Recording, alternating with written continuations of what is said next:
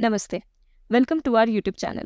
So today we are going to discuss question number 1 from PSA 2024, where the question says that P sigma is a product of such terms where sigma is nothing but a permutation of 1 to n. So sigma 1, sigma 2, sigma n is nothing but same as 1 to n but in a different arrangement, in a different permutation, right?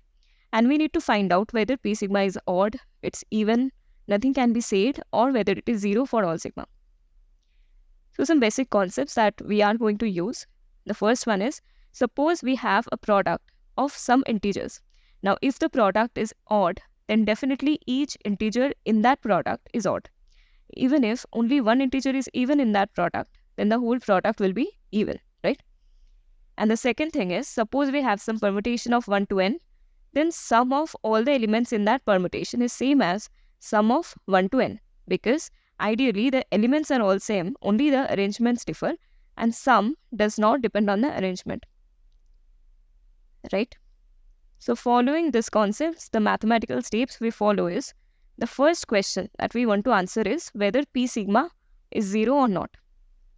So let us take one counter example where P sigma can never be 0. What is that example? Sigma I is equal to I plus 1 for all I starting from 1 till n minus 1 and sigma n is 1. This is one example of arrangement of 1 to n, right? So here we are considering one particular case of sigmas. For this particular case, what is the P sigma? P sigma is nothing but minus 1 to the power n minus 1 into n minus 1. We know that n is odd, so n starts from 3 and n minus 1 can never be 0. So clearly this particular product can never be 0 for this particular choice of sigma. So P sigma is not 0 for all sigma. Then the next question is whether P sigma is always odd, or even it is odd for at least one sigma. So let us suppose that for some sigma, P sigma is odd, right?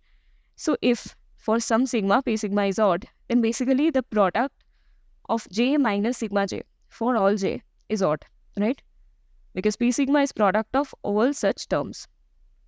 If all of those are odd, then in general, j minus sigma j can be written as 2 into kj plus 1, where kj is some integer. This is a general expression of any odd number, right?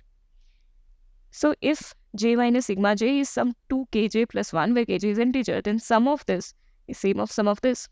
Now we know that sum of j is same as sum of sigma j. That was our second basic points that we mentioned in the beginning of the video, the prerequisites, isn't it? So we are using this directly, and so since this sum is equal to this sum, it is 0. And here we have 2 into sum of kj, which is m. Let us denote it by m, where m is some integer. And we are summing up 1 n times, because we have j from 1 to n. So it is n. So am is equal to minus of n by 2. M is integer and this is a not integer.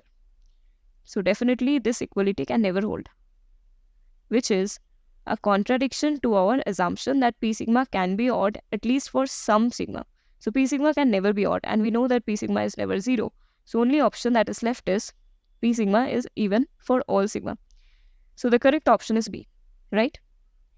So if you like this video, give some appreciation to the next person you meet. Hare Krishna.